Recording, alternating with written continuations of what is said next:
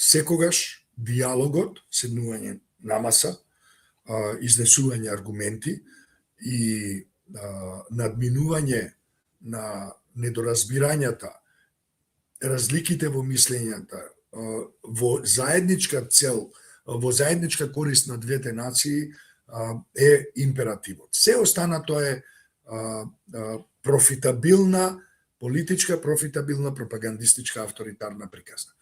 Само она што се вика седнување на маса, разговарање, аргументирање, отворете процес. Ама колку време ќе трае тој процес? То многу време ќе трае тој процес.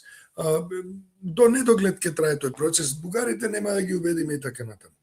Не. Не се работи за тоа.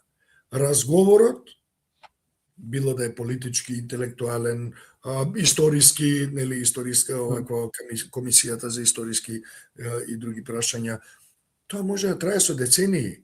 Во меѓувреме двете нации можат да живеат во сегашност. Значи, историјата можеме да ја дебатираме со децении, ако сакате.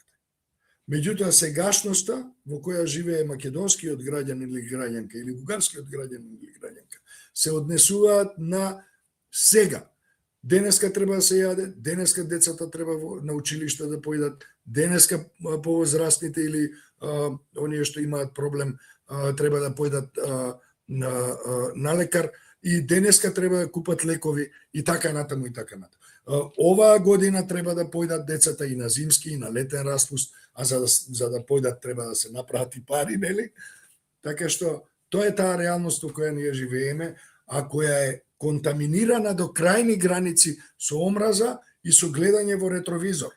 Па знаете што, ако возите вие со гледање во ретровизор, првата бандера е ваша.